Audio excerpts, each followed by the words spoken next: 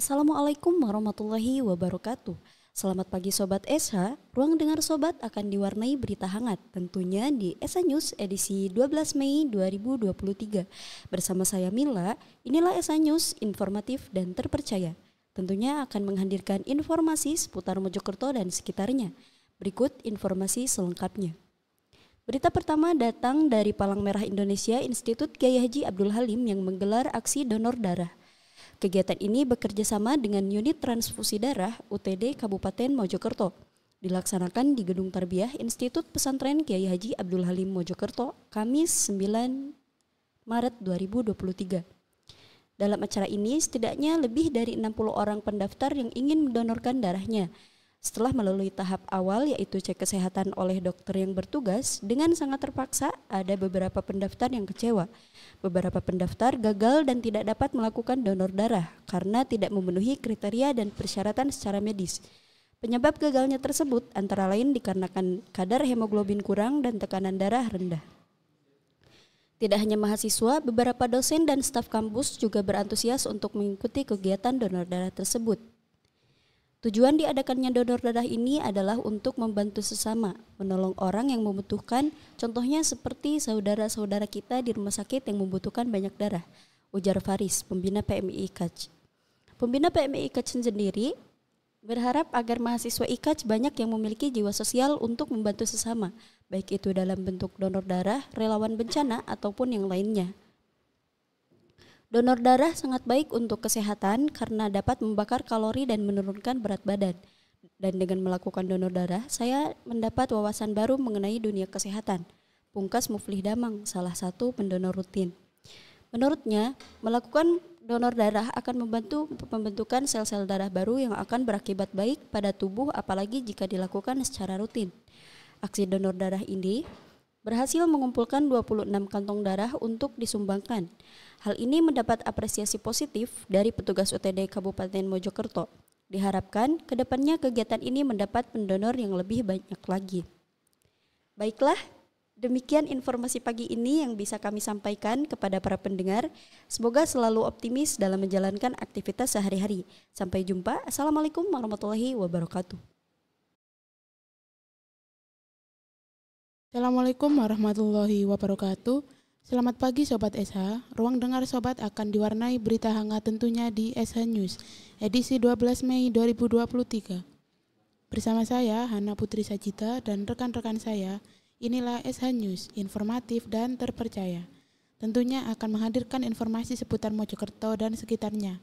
Berikut informasi selengkapnya.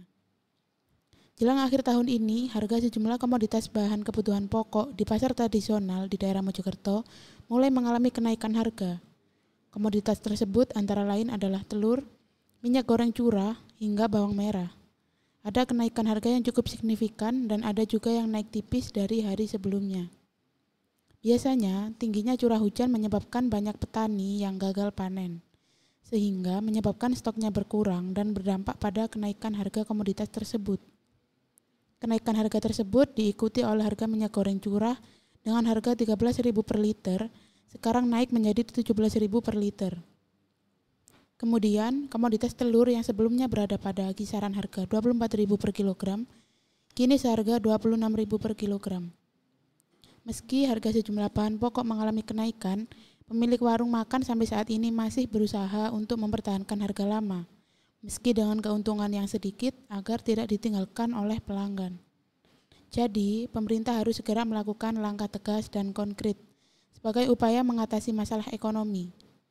Permasalahan harga bahan pokok yang melambung terjadi karena kurang adanya pasokan. Karena efeknya apabila dibiarkan terus-menerus dapat menimbulkan pemulihan ekonomi yang akan sulit.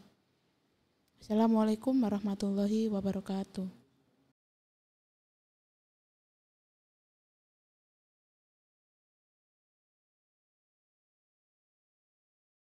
Assalamualaikum warahmatullahi wabarakatuh. Selamat pagi Sobat SH, ruang dengar Sobat akan diwarnai berita hangat tentunya di SH News edisi 12 Mei 2023.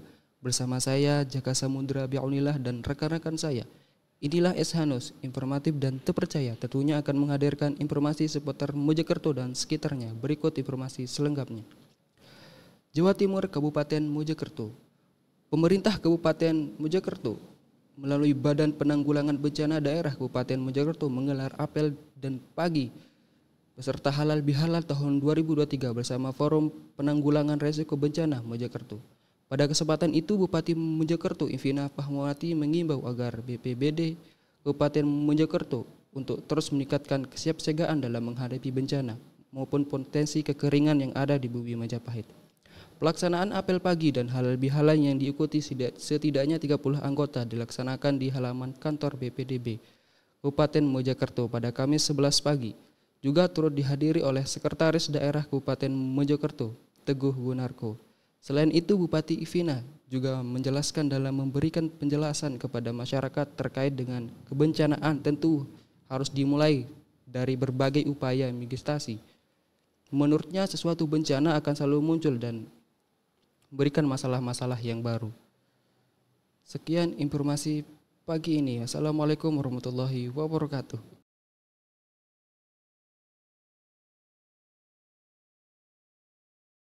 Assalamualaikum warahmatullahi wabarakatuh.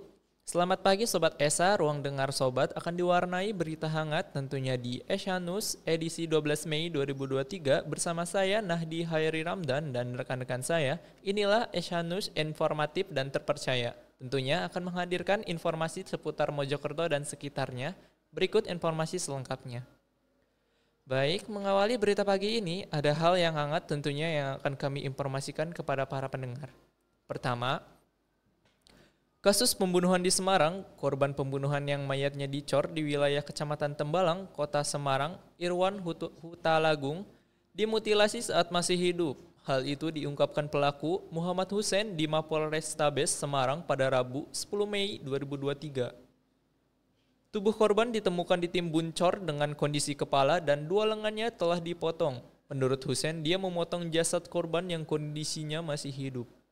Hussein menceritakan telah merencanakan pembunuhan tersebut sejak Senin 1 Mei 2023 lalu. Kemudian pada Kamis malam 4 Mei 2023 sekitar pukul 8:30 dia melancarkan aksinya. Hussein mengeksekusi korban ketika sedang tertidur. Pelaku menusuk kepala korban menggunakan linggis. 2 tusukan dia layangkan mengenai kepala korban. Jasad korban tanpa kepala dan tangan kemudian diseret ke samping rumah. Di lokasi tersebut, pelaku mengubur mayat korban. Dia mengaku memilih tempat itu karena jarang dilewati orang.